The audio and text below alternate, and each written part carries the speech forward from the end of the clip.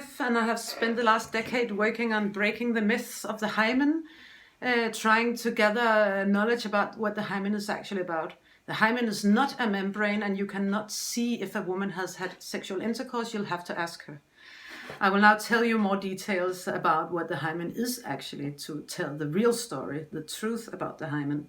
I have also written a book with a forensic doctor on the topic, and that has been part of changing a law in Denmark. I will get back to what that is about. When we are developing as fetuses in our mother's womb, becoming human bodies to be born, the ones of us that will be born with vulvas and vaginas will have a meeting between two tunnels. One tunnel that is the start of the vulva and one that is the start of the vagina. They will grow together and open. About 1 out of 1,000 will have an opening here that is not fully done. So they are not born with an opening. That is called the hymen imperforatus. And that can cause problems later in life when the person has a period coming, because the blood cannot come out.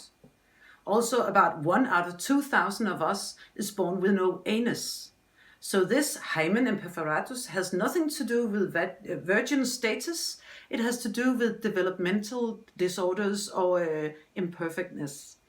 But it's normal. It'll be detected when puberty comes, and it's important to have the opening done. Then it'll often be found because of stomach aches. But most of us will be born with this opening done, and there will be, in the meeting between the vagina and the vulva, a sleeve-like structure. The hymen will often be sleeve-like, just like the end of a sleeve. Perfect creation, course. Just above there, there's the urethra that we pee from. So if any kind of dirt, sand, anything comes into the tiny little vulva, the next time we pee, it'll be washed out and will not enter the vagina. Perfect. But this sleeve-like structure can, of course, have different variations. We are different, all of us. It can also come with a septum, like a middle line in the sleeve-like structure, or different other variations. The sleeve-like is the most or normally occurring. During our childhood, up to puberty, this sleeve will be matured. It'll be thickened and changed due to hormones, estrogen. It'll be softened, thicker, and become leaf-like structures, so that we have these little leaves becoming what I have given a Danish word, kønskrans. In English, we call it the vaginal corona. That is a good word, I think, because it's more exact, like anything that has to do with a membrane. There is no membrane. This structure is soft and flexible, but the width of the opening will depend on the tensioning of pelvic floor. If we have grown up with a myth about a hymen that has to be broken, a membrane that has to be broken and will bleed and will hurt, then most of us, of course, will have tense pelvic floors when we have our first intercourse. And that tensioning can, of course, make sure that we have pain when we try and have an intercourse. Or we can bleed because it's tense. Just like if you try and put something in my mouth if I don't want to. If I'm closing my mouth and you try and force something in there, it can bleed, it can hurt, but it's got nothing to do with my lips being a membrane. But the tensioning of the pelvic floor can often cause this bleeding or pain. Also, some of us have not a fully matured hymen when we reach puberty. No one knows how many of us, because there has not been proper science done on this topic. We have lived with the myth of a membrane for so many years. But some of us don't have a fully maturation, so we have the leaves or our vaginal corona, but still a part of it being thin and rigid, like the sleeve-like version we were born with. And that can break when we have intercourse, and that can bleed. It doesn't necessarily hurt, but it can bleed. But it will grow back together, not necessarily leaving a scar. That is the structure, because of this tissue structure. But then it can bleed again. Some people experience bleeding over and over again when they have intercourse, some of them for the rest of their lives. It would be interesting if these people could actually have some help from some hormone cream stimulating the maturation for the corona to be fully sleeve-like and flexible.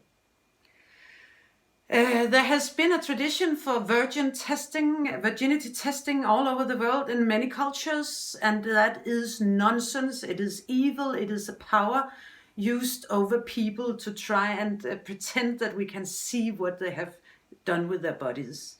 It has to stop in every culture. It makes no sense. You cannot see if a person has had vaginal intercourse. You'll have to ask her. Also, there has been the tradition of reconstructing hymens as if they had been membranes, like something that would bleed, reconstructing them by doctors to help people that were maybe going to be married and were afraid that they would not bleed, maybe because they had had intercourse and were afraid that someone would find out because they didn't bleed, or because they have been told that their hymen can break if they climb trees, ride bicycles, play freely. That has also been a power used over women to try and keep them from free lives. But since there is no membrane and there is nothing that should break, it makes no sense to talk about reconstruction. If you sew something in a vulva in order to try and make it bleed at the next intercourse, it must therefore be called a construction or an attempt to construct something that will bleed. The way that has been done is different versions, but one of them has been about cutting into the vulva under the hymen, sewing it tightly together, not because we wanted to achieve tightness, but because we wanted it to break at the wedding night to create blood. That means some doctors have actually been sewing things in order for them to break and bleed. This thing that has been called a reconstruction, but should now be called a construction, can't be helpful. First of all, is it holding on to the myth of something that should bleed. Second of all, it has not been tested if it ever works. There has been few little studies showing that maybe 40% of them had achieved bleeding at the next intercourse, but we do not know. But we do know that you can often detect if someone has been sewed up at a doctor's place, and therefore you can suddenly talk about a virginity testing, but not testing virginity. But I could look at a vulva and see, is there a scar showing that you have seen a doctor trying to get bleeding at your next intercourse? Therefore, that can be very dangerous. And that was actually forbidden by law in Denmark last summer because a couple of politicians had read the book I have written with Jørgen. But it has still not opened up for a lot of basic information to the people, to everyone around the world, and a discussion about how can we help people that are still held under other people's power and told this myth, and that have to deliver blood on a wedding night to not be in danger.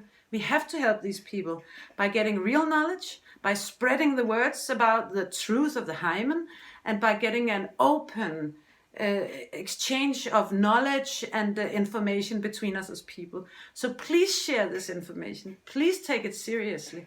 It is very serious for people that are threatened on their lives and their freedom, but it is important to all of us because we should know that our bodies are not something that bleed and hurt when we decide to take someone into us and have intercourse or put something else into us.